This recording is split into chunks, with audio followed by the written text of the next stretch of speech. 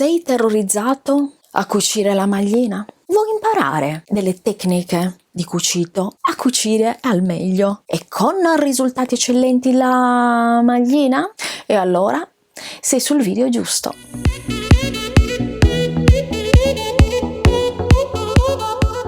Dieci dritte per cucire la maglina perfettamente. Il primo punto è capire l'elasticità. Le magline non hanno tutte la stessa elasticità.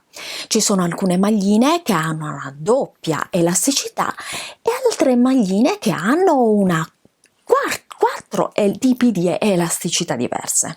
Quindi, prima di iniziare i nostri progetti, dovremmo capire essenzialmente che tipo di elasticità possiede la mia stoffa e quindi capire la stoffa, perché dipende dal modo in cui sono stati costruiti, da come sono stati appunto creati questi tessuti. L'elasticità in due direzioni, orizzontalmente e verticalmente, oppure in quattro direzioni, sia orizzontalmente che verticalmente. La cosa importante che devi ricordare, la direzione della elasticità del tessuto, quindi dell'elasticità maggiore del tessuto, deve essere intorno al corpo. Ad esempio, se prendiamo come punto di riferimento questa maglietta che indosso, l'elasticità maggiore della nostra stoffa deve essere orizzontale e non verticale. Secondo consiglio,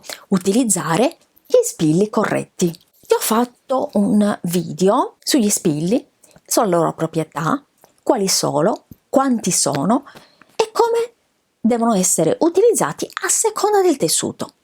Per quanto riguarda la maglina, quindi un tessuto difficile da confezionare, non si possono utilizzare gli spilli molto appuntiti, ma ti consiglio di utilizzare degli spilli con la punta tonda, quindi con la punta arrotondata. È una punta che è meno affilata e che quindi permette di entrare all'interno delle fibre del tessuto senza rovinarlo e quindi senza forare il filo. E in questo caso le fibre non si allargano ma rimangono intatte e non si spezzano quando viene allargata la stoffa e quindi si evita la formazione di eventuali buchi. Un'alternativa che puoi utilizzare sono le Wonder Clips. Non so se le conosci, ormai hanno spopolato e quasi tutte le abbiamo, ci sono di tanti colori e sono utilissime. Utilizzate soprattutto per il cucito creativo,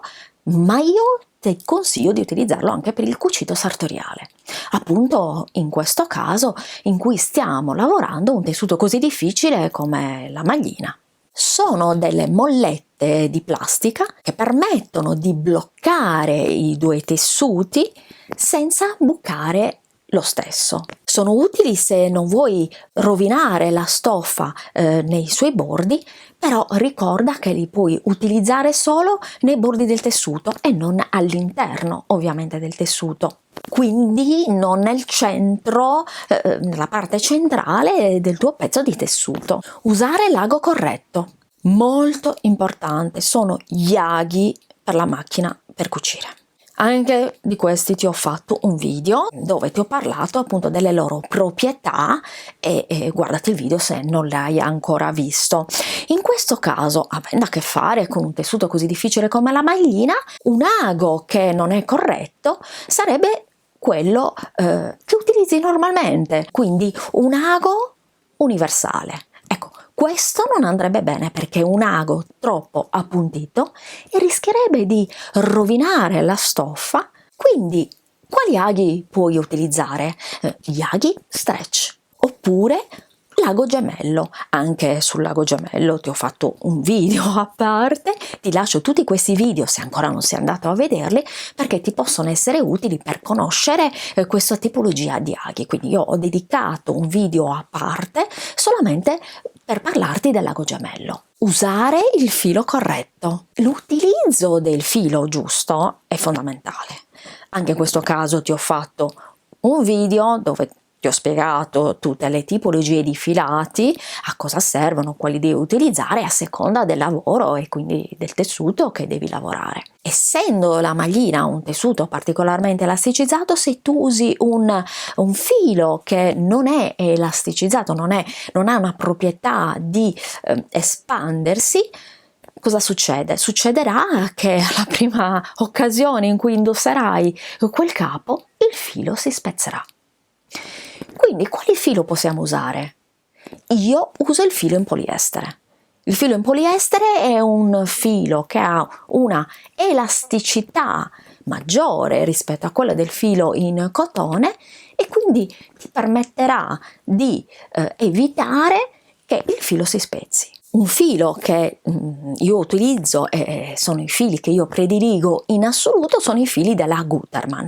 Costano un pochettino di più rispetto ai fili diciamo più economici, però ti assicuro che per lavorare la maglina bisogna spendere un pochettino di soldini in più e investire su un filo di alta qualità per avere appunto un risultato eccellente che non si spezzi alla prima occasione in cui tu indosserai il tuo capo che ti è costato anche molta fatica a realizzare e cucire. Quinto, usare il punto corretto. Oltre ad utilizzare un ago giusto e un filo corretto, devi utilizzare anche un punto che sia adatto alla realizzazione di questi capi. E ci sono vari punti. Alcune mi hanno chiesto in privato: Cristiana, sono disperata, non riesco a cucire la maglina, che tipo di cucitura posso usare? Le cuciture sono varie. Ovviamente dipende dalla macchina per cucire che possiedi. Alcune hanno tutti i punti disponibili, alcune un po' meno, diciamo le più economiche. Ma ti faccio vedere quali sono i punti che puoi usare per lavorare la maglina. La prima cosa che ti dico, non usare minimamente più il punto dritto per cucire la maglina. È assolutamente bandito. Il più utilizzato è lo zig zag. Lo zig zag normale, perché lo zig zag di per sé rispetto a un punto dritto ha la sua elasticità. Il punto elastico triplo, questo qui, anche questo, oltre a essere un punto molto resistente, tant'è vero che questo punto viene utilizzato soprattutto se stai confezionando ad esempio dei capi o degli accessori soprattutto che devono sostenere dei grandi pesi, come può essere ad esempio una borsa che deve contenere dei libri. Questo è ideale. Ed è anche, oltre a essere un punto bello sostenuto, è anche un punto elastico. Un altro punto, controlla se la tua macchina per cucire lo possiede, è un punto simile allo zig zag, però ti assomiglia a una sorta di fulmine. Ed è questo qui che ti metto qui. Punto zig zag triplo.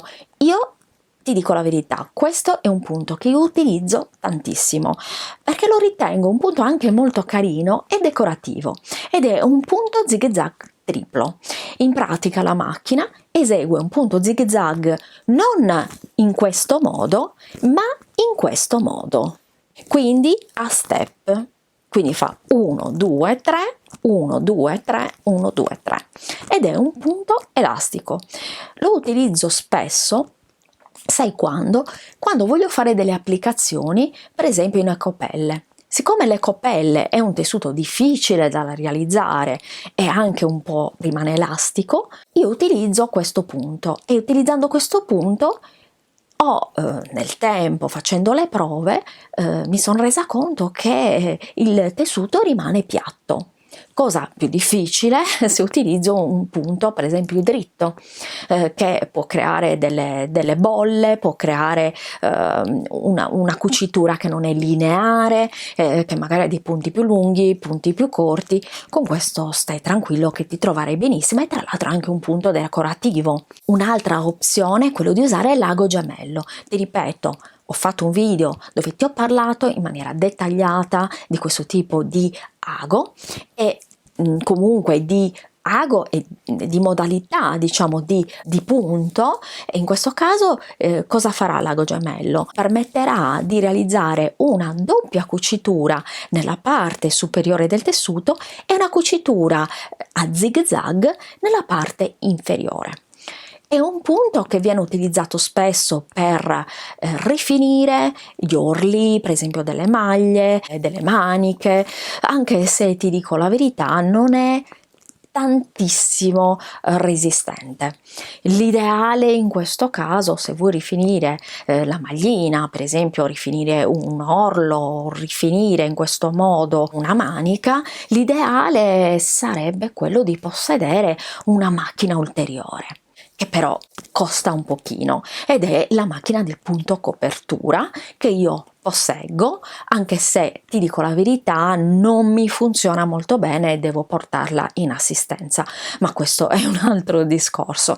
Però essendo una macchina che costa parecchio, chiaramente se tu non hai delle esigenze particolari, quindi magari non cuci per delle clienti, ti puoi tranquillamente accontentare, diciamo così, e utilizzare l'ago gemello. Per cucire i capi elasticizzati io utilizzo sempre la taglia e cuci. Mi si chiede se io consiglio l'acquisto di una taglia e cuci. Ho fatto anche in questo caso vari video dove ti ho parlato della taglia e cuci e dei suoi vari utilizzi. Io ti dico questo, lo so, è una spesa un po' onerosa, poi soprattutto dipende dalla taglia e cuci che tu decidi di acquistare, però è una macchina che ti durerà tutta la vita ed è una macchina che ti cambia completamente il tuo modo di cucire e te lo semplifica e ti aiuta a cucire tantissime maglie soprattutto, come in questo caso, difficili da cucire come la maglina. Quindi il mio consiglio è mettersi qualche soldino da parte e comprarsi la taglia e cuci. Rifinire i bordi di cucitura. Rifinire i bordi di cucitura è davvero un'impresa quasi titanica in questi casi, quindi cosa possiamo fare? Possiamo utilizzare una tela leggera in modo tale che non si arriccino i tessuti. Noi sappiamo che la maglina è un tessuto che non ha essenzialmente bisogno di essere rifinito perché non sfilaccia. E questa è una delle proprietà, diciamo, della maglina che ci piace tanto. Però, anche se non si sfilaccia, ha purtroppo l'incombenza di arrotolarsi. A questo punto utilizzare una tela leggera termoadesiva nella parte del retro del tessuto, quindi sul rovescio, oppure si può utilizzare un amido a spruzzo prima di iniziare la cucitura. La settima è usare correttamente le griffe di trasporto. Le griffe di trasporto sono quelle parti seghettate che tu puoi vedere nella parte della tua macchina per cucire vicino alla bobina. Almeno io la bobina ce l'ho in quella parte, poi ci sono le macchine per cucire che la bobina è situata frontalmente e spuntano dalla placca dell'ago e si muovono verso la parte del dietro ogni volta che l'ago va verso l'alto, quindi si alza e loro hanno lo scopo di spostare la stoffa. Consiglio: non permetterti mai non fare il grande sbaglio di tirare la maglina mentre stai cucendo, perché se tu mentre stai cucendo tiri la maglina fai un macello, perché si allargherà la cucitura e non avrai più modo di rimetterla a posto.